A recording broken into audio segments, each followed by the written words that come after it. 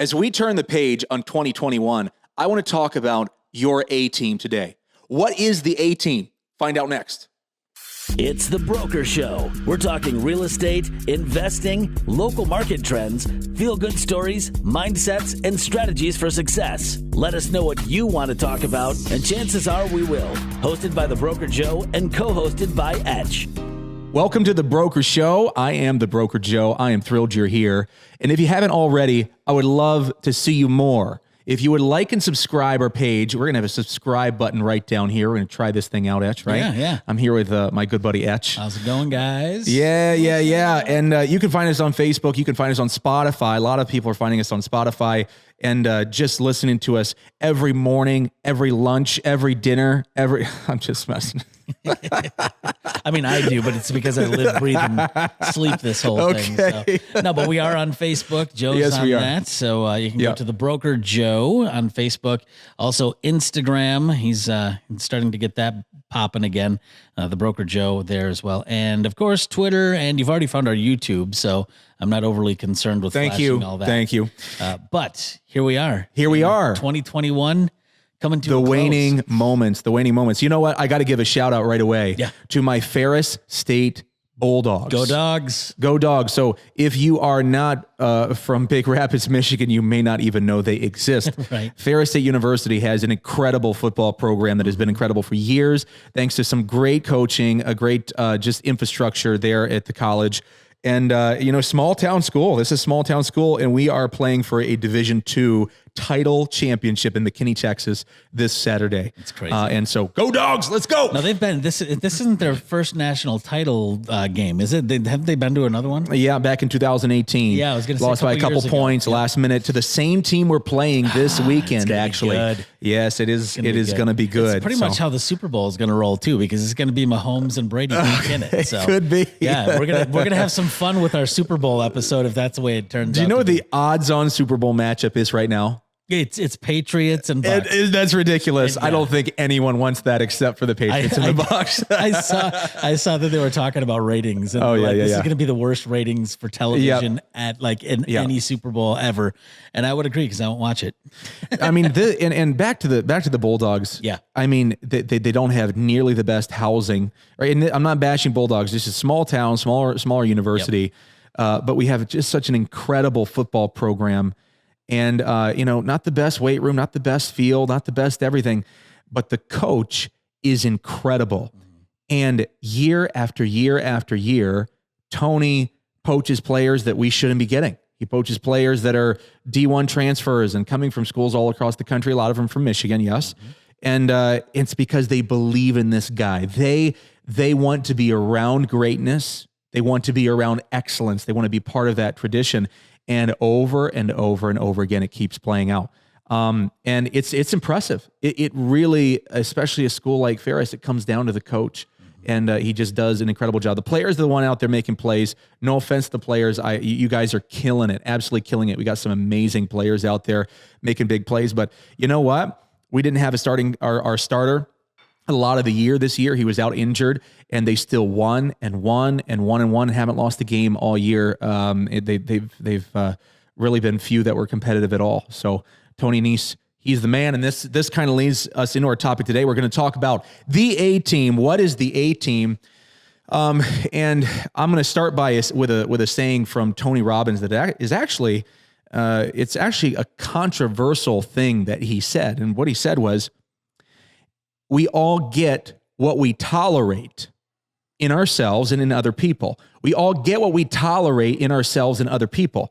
And what he's saying is that there are things in our life, and we're going to get personal here. We're going to say people, because the A-team is comprised of people, right? Mm-hmm. Now, if you're in business, you may need, the A-team might be the best software, the best solutions, or the best quality for your components, whatever you're manufacturing. But mostly this is about people we're talking about today, the A-team. And so there's people that go their whole lives, and I understand compassion and empathy and all these other things, but we're talking about you right now. We're talking about your goals, your dreams, and moving forward and leveling up in 2022. And I'm preaching to myself, right? These are things I think about, consider, pray over, and all the above. And the the A team. We've all got a team around us. And when I say team, maybe yours doesn't feel like a team because a team is moving forward. A team has a goal. A team is trying to accomplish something, just like Tony Nese and those Bulldogs. They want to win a championship. There is a goal on the map, right? And so if you don't have those kind of people around you, then maybe they're not a team at all, but believe me, they are influencing you. They're influencing your outcomes. They're influencing your directions, your mindset, everything, right? So one of the things that it took me time, it just took me time to learn this, was that I was so influenced by the people around me. I became like them and they became like me, right? Mm-hmm. We all kind of began to like the same things, do the same things, get into the same patterns and sets of behaviors. And it boiled down to the only thing that was going to change my life is if I raised my standards long-term. Long-term. In other words, I looked down the road and I said, you know what? I need to make different choices. I am tolerating certain people in my life, right? Or certain activities in my life. And that is what's affecting me more than anything. It's what's holding me back. I think that these simple statements are really the essence of what we're going to talk about today. It boils down to making difficult decisions. Earlier today, my son, I picked him up from school and he said, Dad, let me think if I can get this right. He said, Dad, what do I say to someone when they say they have a crush on me, Ooh. But I really don't feel that way with them, but I want to be their friend? Ooh. And I said, son, you say to them, listen, I don't feel about you the way you feel about me, but I would still love to be your friend if we can keep it as friends. If we can't, then we're probably not going to be friends, right? Mm-hmm. And he looked at me and he said, how the heck am I supposed to say that? Welcome to the dating game, son. And so see, I said, Zach, I said, listen, in life, you're going to have to learn to say tough things to people that you don't hate. You mm-hmm. don't hate them. You don't dislike them. And you know it probably will hurt them. Yep. Right? Mm-hmm. But you have to make the decision for you, or you will forever be the victim of what other people feel and think and want for you. Mm-hmm. You will find yourself acclimating, acquiescing over and over and over again. So he's caught in the grips of this, right? This girl that is a friend, he likes her, but she wants something else. And he's like, I don't want to destroy this relationship, right? This friendship. I don't know what to say. And then I told him what he should say. And he was like, oh, she's not going to like it. She's not going to be my friend. You have to be willing to make that risk, son. Yeah. You got to learn to be able to be strong and say those things to people that they might be thanking you years down the road. Thank you so much for saying what you did. It sparked something in me, woke me up. It made me go, maybe I need to make some better choices in my life. Look at this individual. Look at this person that is making decisions for themselves, mm-hmm. right? Big deal. Trying to start him here. Yeah. Easier said than done. It absolutely is. Yep. And, I was always on the receiving end of that conversation. Yep. But at the same time, I think it builds a lot of character when it comes to that, because being able to stand up mm-hmm. for yourself and what your feelings are, because otherwise you'll go through the rest of your life trying to please others to the point where you don't know how to please yourself and make yourself happy. And I think, especially with times being the way that they are right now, it's more important than ever to be able to advocate for yourself and your own feelings. It really is. Able to set. And I think what you're doing is a great thing, because it's teaching him how to set boundaries. Yeah. And how to set them up and say, look, this is where I'm drawing a line because this is how I feel. And I understand that you feel that way, but how old is he? He's 12 years old. 12 years old. Yep. Yeah. And my daughter's 12. And I remember back when I was 12 and I would get that same type of reaction. Oh, yeah. Hey. Oh, yeah. I can't say that, girl, Dad. I can't. You. Yeah. And then it would be that, well, I just want to be friends, that kind of thing. And it hurt for a little bit. But 12-year-olds, after they cry it out for a week, they're Sure. like on to the next. Yeah. You know? So, Yeah. but it's hard for them to understand that too. You Yeah, know? it is. It really is. It's tough. And these are great things to learn, even as young kids, to stand by how you feel and what you want for your life, because other people will dilute it. Right. You know, in today's world, that's so society is kind of is just coming in on you on Facebook and social media and at school and in every environment. People are coming in on all sides to find out who you are. And some people don't know. They say, hey, that just doesn't feel right. It doesn't look right. It's not who I want to be. Yep. Right. Warren Buffett said it's better to hang out with people better than you, pick out associates whose behavior is better than yours, and you'll drift in that direction. Mm-hmm. And so I read that a while ago to my son. This was probably years ago. I saw it, I liked it, and it seemed a little more layman's terms for the kids, right? And saying, hey, son, you know, he's talking about behaviors at school. And I said, well, tell me two. Tell me your top two. Well, it's this kid and this kid. I said, would these kids do this or this or this or this? He said, no, they wouldn't. I said, listen, you don't got to have 50 friends. Yeah, right. Have one or two that are going to pull you in the right direction. You're going to pull them in the right direction, right? Mm-hmm. I'll never forget. There's a gentleman, and I won't say his name here, but he's one of my best friends in the world, and this is a man I admire. A lot of people admire and look up to this man. I'm blessed to have had him as a mentor and as a friend in my life. Very, very blessed. And rewind the clock around 12, 13 years. And this man came into my life, and we spent time together from time to time because of the nature of our circles that we were in. Sure. And one day, I was in the car alone with this guy, and he looks at me and he says, Joe, and he calls me out. And it was probably one of the most excruciatingly painful moments in my life. And that is a sad thing to say. I'm sad to say that at that point in my life, just the fact that someone had called me out on something, it revealed a lot of things. But number one, it revealed how much that was truly an issue in my life that I was hanging on to. But number two, I just couldn't handle another individual reaching over and touching that spot. I couldn't handle it. I actually clenched my fists and was enraged. I was enraged by the audacity he had to call me out for something that was honestly obvious to people around me, right? Looking back, you look and go, oh my gosh, look at that guy. Yeah. Look at that version of Joe McNally. And, but today, there was an amazing moment in that car where I heard him, I listened to him, right?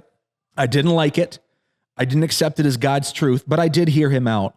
And so fast forward years later, and this man is a pillar in my life. I can't say enough how much I appreciate him. And ever since that day, our relationship has grown, and he has never hesitated to call me out. I welcome it. He is my A team. Right. He is the lead of my A team, and he knows he has permission to call me, to text me, to pull into my driveway, to call me out, and to do whatever he needs to do to get my attention. And he cares about me like I care about him. We talk extremely candidly with each other.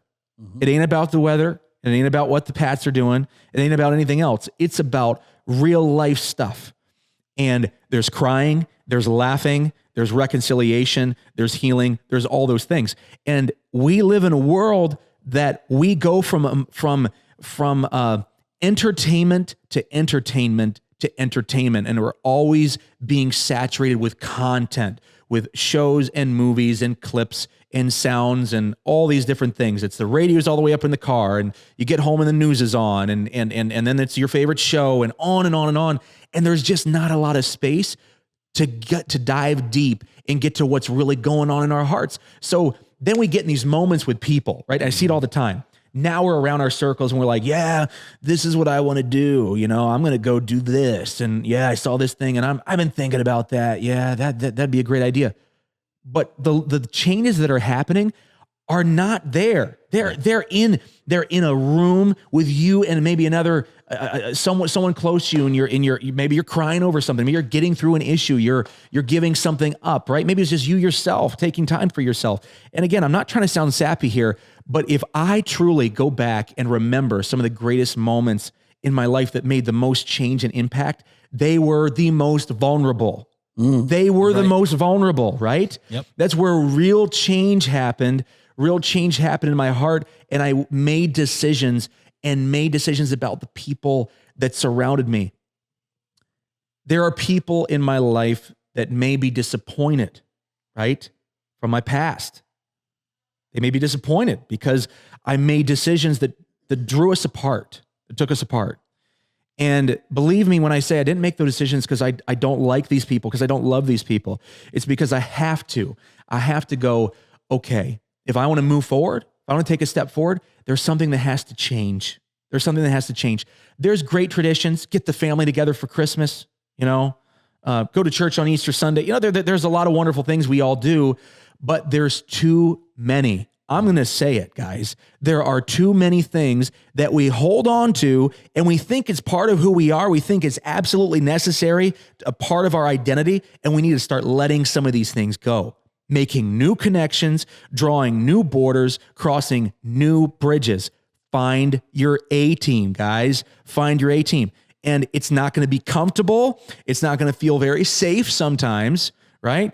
But y'all don't need safe space all the time. Get out of that safe space. Go get dangerous, right?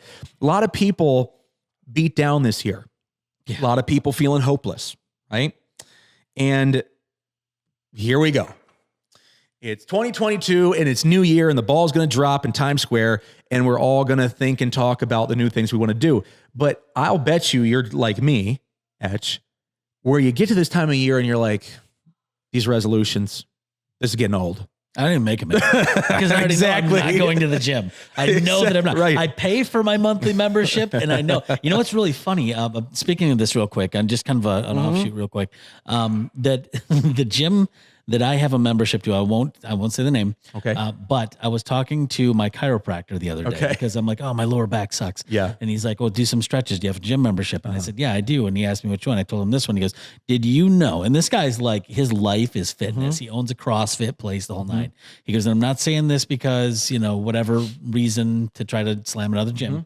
He goes, but their setup, even down to the marketing of their colors that they have chosen, are to turn people away from actually showing up to their gym. They only want you to sign the contract, and that's it. And isn't that done. something? I'm like, that makes sense because I've been once in the 4 months that I've had it. And I'm blaming it on the colors. It's a smart model. If it was $70 a month, you'd be like, whoa, yeah, I need to get my time in. But when it's 10 or 20 bucks, no, you don't. It's just, it's almost like, I still have Netflix. Well, I haven't watched that in forever. It's because the guilt outweighs. You mean I can't even pay $10 a month for a gym? What a sap am I? Not only that, but also like when you're talking to people, it's also a status kind of thing. I got a gym membership. I got a gym membership. So do you work out though? No, I need to. But then the guy that you're saying it to usually says the same thing. Like, yeah, me too. You're like, yeah, okay, cool. Camaraderie. I got it. Yeah. But speaking of like friends and your A-team and stuff, and while we're doing quotes, just to throw one out there, one that comes to mind, a good friend of mine, Mark Merrow, he's a former WWE wrestler. I used to do some work with him, and he goes around and does different anti-bullying and make good choices campaigns. Shout out to him. That's championofchoices.org, by the way, if you have somebody that's struggling with, bullying, suicide, poor choices, substance abuse, your kids mainly. So he goes to a lot of high schools and stuff and talks to them. But one of the things that since day one that I remember, and it's somebody else's quote, I don't know who it was, but I'm just going to quote him on it. And it was, friends are like elevators. They either take you up or they take you down. That's good. And I'm like, ooh. And he's like, and then he follows it up generally with, who's your surrounding friends? Who's surrounding you? And then it's like, ooh, are they taking you up? Are they taking you down? And then I watched so many kids all of a sudden just be like, oh man, like there was like all of a sudden this light switch came on, like, oh yeah, ooh. my mom would not be happy. Yeah. That kind of thing. But it's a true statement. And that's where it comes down to your A team. And I think that what you're saying is, and it's not just friends, it's also business colleagues. It's, the things that you surround yourself with too. Like what type of things are you into? Are those things part of your A team? Are they bringing you up? Are they bringing you down? Yeah. Think about that too. It's jealousy, pride, and ego. Those are tough words, but jealousy and pride, so let me say this. You might be thinking to yourself, you might be thinking of people in your life right now, right? You're like, is that A team? Let me ask you a question. So, first of all, you have to have ambition, right? You have to say, I have a desire to move forward. I want to find a path there, and I'm willing to make sacrifices to do it, right? We talked about this last week. But then you have to identify, if you don't have ambition, you're not a threat to people. When you have ambition, when you have desires, designs, and goals, then people will begin to belittle your ambitions. They will begin to marginalize you.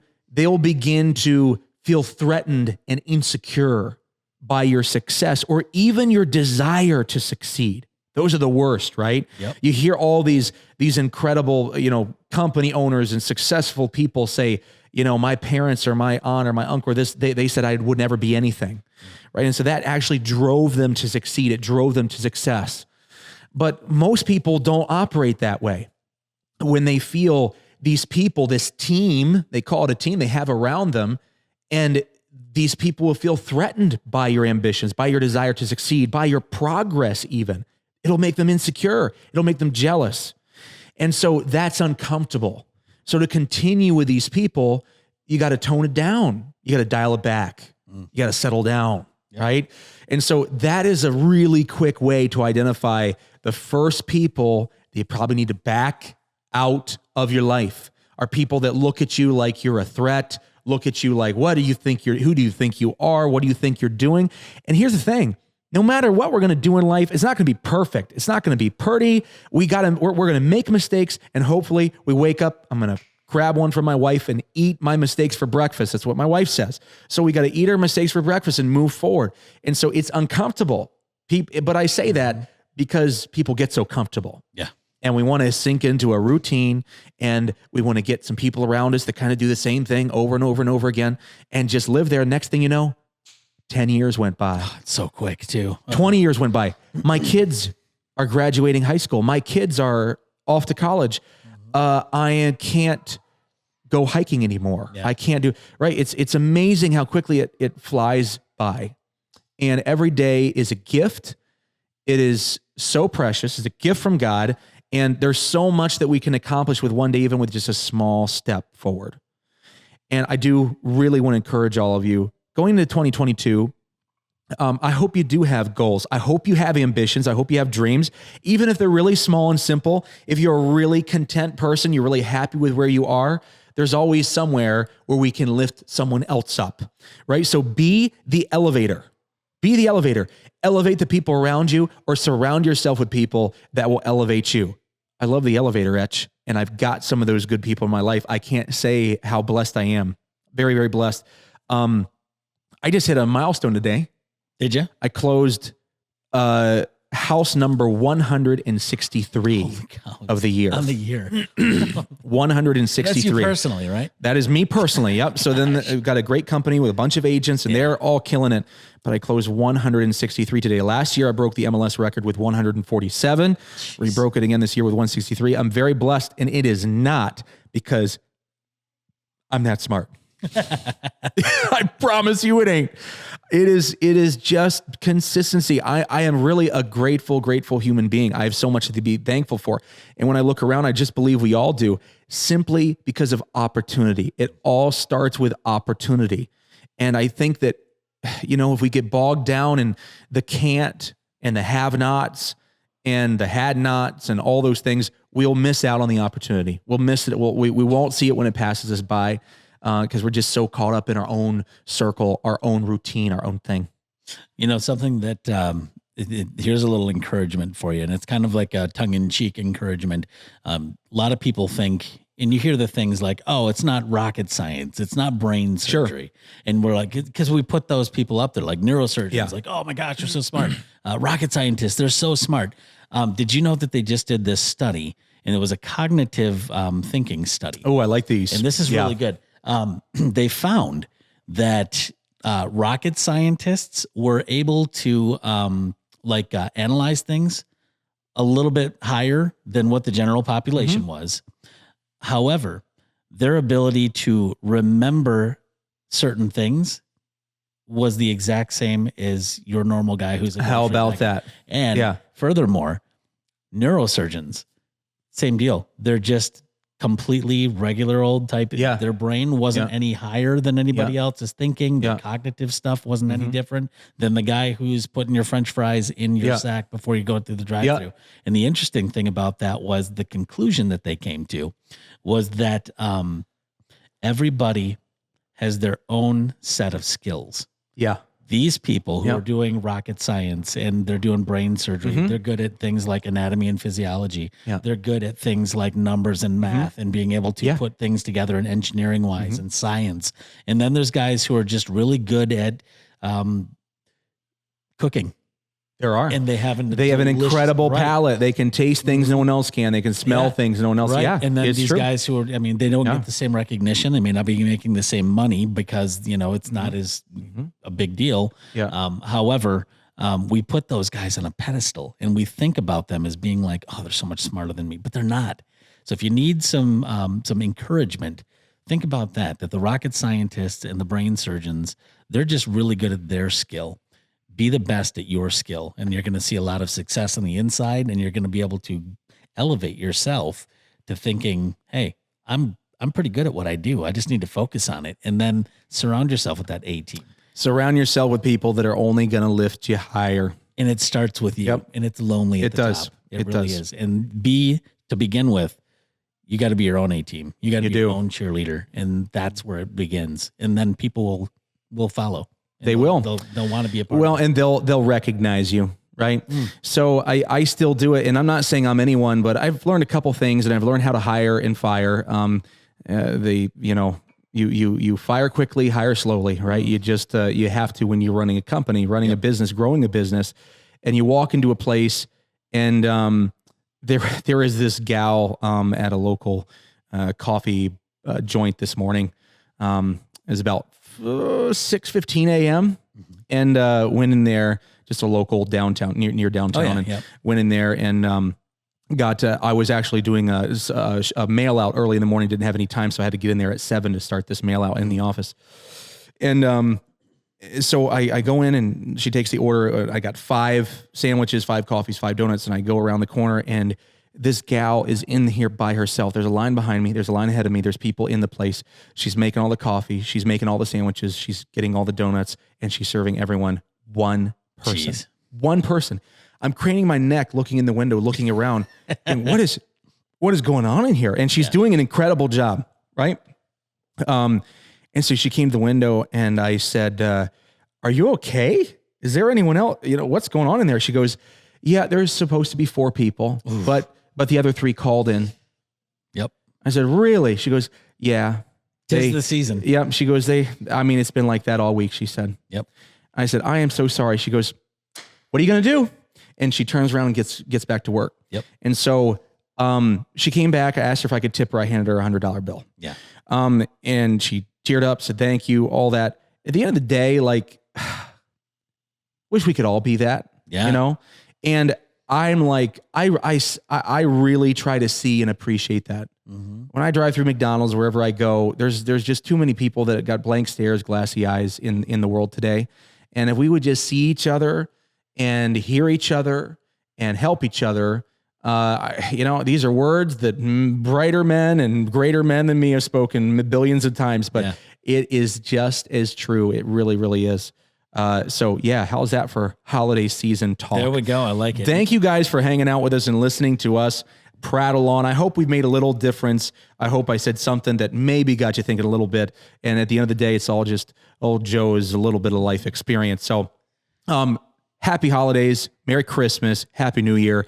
We'll miss you guys. We're going to take a little break for the holidays. We'll be back in probably mid to late January or so. Good.